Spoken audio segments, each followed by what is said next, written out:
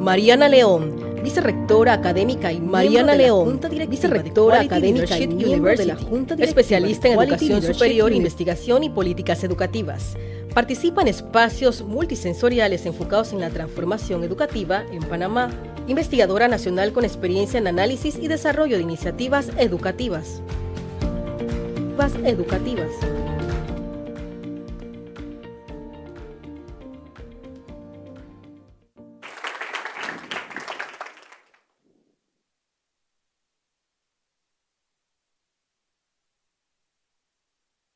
Buenos días a todas y a todos. Gracias a la prensa por darnos este espacio para hablar de educación. Y quiero, antes de iniciar, hacer un reconocimiento muy especial a las y los periodistas que hablan sobre educación y que reportan y que nos informan sobre educación en la prensa. Creo que hacen un trabajo muy valioso. Es importante que todos hablemos de educación, que forme parte de nuestras conversaciones y, como dijo Nivia, que tengamos más conversaciones y más espacios sobre este tema. Este bloque tiene una palabra clave que se escucha mucho en juntas directivas, cuando estamos en foros empresariales, lo vemos plasmado en planes de gobierno, y es la palabra talento. ¿Cómo conseguimos el talento? ¿Cómo cultivamos el talento? ¿Cómo lo desarrollamos? ¿Cómo lo retenemos?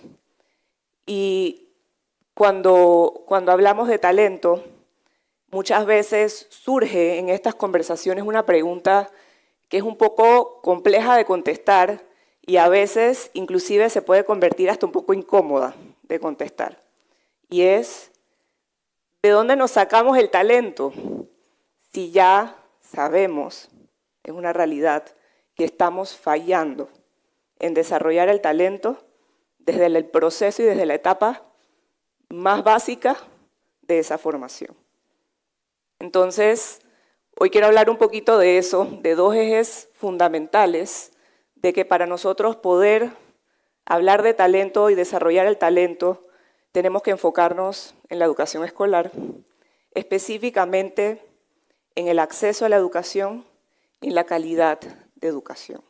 Y quiero tratar de convencerlos en el muy poco tiempo que tengo para conversarles de que si nosotros nos enfocamos en esos dos ejes, calidad y acceso, que si no lo hacemos y si no nos enfocamos en eso, muchos de los que estamos aquí, estamos en educación, tenemos proyectos, iniciativas, tenemos muchas cosas que queremos hacer, que estamos tratando de construir en educación.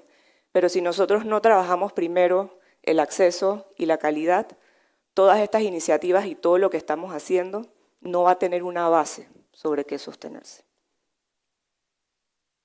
Esto lo hablamos un poquito ya, pero quiero hablar un poquito más sobre cifras porque como soy investigadora me gusta hablar de números, y es este embudo. Y este embudo es bien interesante porque es un embudo como con huecos.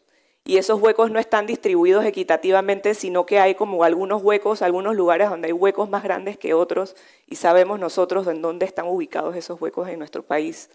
En donde llegamos a premedia, y en premedia ya estamos perdiendo a 1 de cada 5 estudiantes que no logran terminar la premedia. Y ahí estamos hablando séptimo, octavo y noveno grado. Luego nos vamos a media, 10º, 11º y 12º grado, en donde perdemos a más de la mitad de esos estudiantes que no logran terminar su bachiller. Y ocurre algo después, cuando entramos a educación superior, en donde solamente alrededor del 31% de las personas en edad universitaria logran acceder a las universidades y a la educación superior. Y esto nos debe preocupar porque existe también evidencia científica panameña que nos dice de que los ingresos de las personas que tienen educación superior son estadísticamente significativamente más altas de los ingresos que las personas que solamente terminan la escuela. O inclusive imagínense de una persona que no terminó la escuela. Entonces tenemos que hablar de esto y tenemos que preocuparnos por este tema de cobertura. Y acá ni siquiera estoy hablando del otro embudo súper raro de la educación inicial, que también fue una cifra que comentó Nivia. Y lo que es aún más curioso es que este embudo, casi que un colador, porque o sea, todos se escapan, está dentro de una paradoja que es muy particular de nuestro país. Es muy curiosa, pero yo la hallo también muy frustrante. ¿Cómo respondemos nosotros o cómo justificamos nosotros el hecho de que somos un país que ha crecido sostenidamente por años, sin parar, de que somos uno de los países con mayor crecimiento de nuestra región, pero a la vez somos uno de los países que no ha logrado cerrar la brecha educativa? Inclusive, habrían muchos economistas que les dirían que a mayor crecimiento también ha crecido la inequidad en nuestro país, y eso se refleja en educación. Y es importante pensar de que este tema no solamente es un tema social, se vuelve un tema económico, porque cuando se exacerba de la manera en la que está ahorita mismo, termina impactando y va a terminar impactando, si no hacemos nada, la economía y la sostenibilidad de nuestro país también. Entonces hablamos de acceso, sabemos que tenemos que resolver el tema de acceso, pero imaginémonos que logramos resolver el problema y logramos de que más personas accedan a la educación media, construimos más escuelas, las ponemos más cerca a los lugares de difícil acceso y más personas estudian educación media, más personas ingresan a la universidad, pero la educación, la calidad se mantiene igual y no hacemos nada por la calidad. Le habremos roto una promesa a esas personas que entonces ingresaron al sistema, pero salieron como si nada hubiera pasado. Y aquí, cuando pensamos en calidad, hay muchas maneras de definirlo, especialmente la calidad escolar. Y yo sé que podemos hablar de infraestructura, podemos hablar de tecnología, podemos tener los currículos más modernos, podemos tener las pedagogías más innovadoras, pero lo clave, lo que más impacta, esto también lo dicen los estudios científicos, lo que más impacta en la calidad de nuestra educación es un talento del que hablamos muy poco. Porque cuando nosotros estamos en estos espacios, especialmente cuando son empresariales y hablamos de talento, estamos pensando muy arriba, estamos pensando en los CEOs, estamos pensando en los empresarios, en los innovadores, en los emprendedores, y nos quedamos en ellos, de que ellos son el talento. Pero hay un talento que hemos invisibilizado, y son los docentes. Ellos se paran, madrugan, y se paran todos los días enfrente a 20, 30, 40 estudiantes, y hacen algo que un CEO yo estoy segura que no podría. Y es que trabajan y moldean y forman a estos niños y niñas de nuestro país. El talento está al frente de nuestras aulas. Y es que un maestro tiene algo que ningún CEO tiene, y es el poder, tiene en sus manos el poder de completamente transformar y cambiar la trayectoria de vida de una persona. Sin embargo, nosotros hemos dejado que la profesión docente se deteriore por completo, y aquí lo vemos en 3 ejemplos muy puntuales, todos basados en evidencia. El primero, y esto forma parte de un estudio en el que tuve el honor de ser parte del equipo, y es que sabemos y los resultados revelan de que la formación inicial docente en nuestro país tiene serias brechas en cómo estamos formando y en qué estamos formando a los futuros maestros de nuestro país. También tenemos una carrera que ha perdido prestigio social. Si yo entro a un aula de 12º grado y le pregunto a los estudiantes graduandos, ¿quién aquí quiere ser maestro? Muy pocas manos van a ser levantadas si acaso. Pero, interesantemente, la educación y la formación inicial docente es la segunda disciplina con mayor matrícula de nuestro país.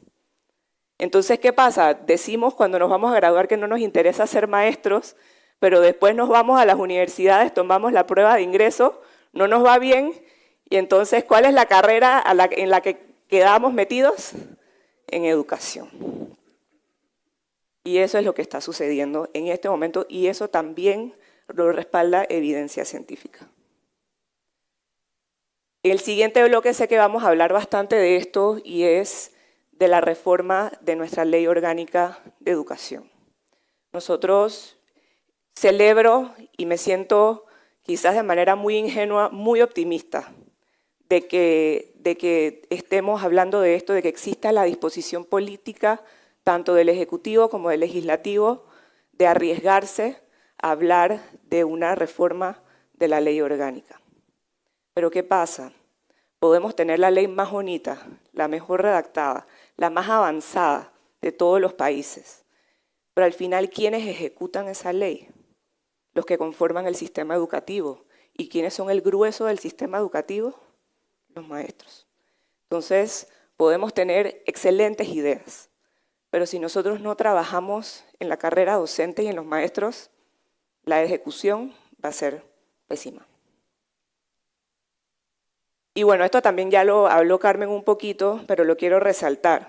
Y es que hay buenas noticias, ya sabemos que funciona. Hay bastantes países que lo están haciendo extremadamente bien, que han hecho un excelente trabajo y de donde podemos tomar prestado muy buenas prácticas. Pero también, como han mencionado las personas que me anteceden, tiene que ver con una decisión que tomamos como sociedad. Esto no lo decide un presidente, esto no lo decide un ministro de Educación, lo decidimos nosotros como sociedad. Y es decir, solamente las mejores personas, los mejores estudiantes van a ingresar a la carrera docente. Las personas que salen de la carrera docente antes de entrar a una aula a enseñar, vamos a exigirles que demuestren que saben lo que están haciendo. Pero esas personas también, como han tenido que pasar por un proceso tan riguroso, nos vamos a asegurar de que reciban salarios competitivos, de que los formemos continuamente y que tengan un reconocimiento social equivalente al de un médico o de otras profesiones también muy elevadas. Entonces la pregunta es, ¿cuándo tomamos esa decisión nosotros? ¿Cuándo decidimos como sociedad de que esto es de que esta es la manera de llegar a esa transformación? En el mundo ahorita mismo hay como una crisis demográfica, estamos hablando de pérdidas de poblaciones, de que no hay jóvenes. Panamá en este momento no tiene ese problema, hay suficientes jóvenes.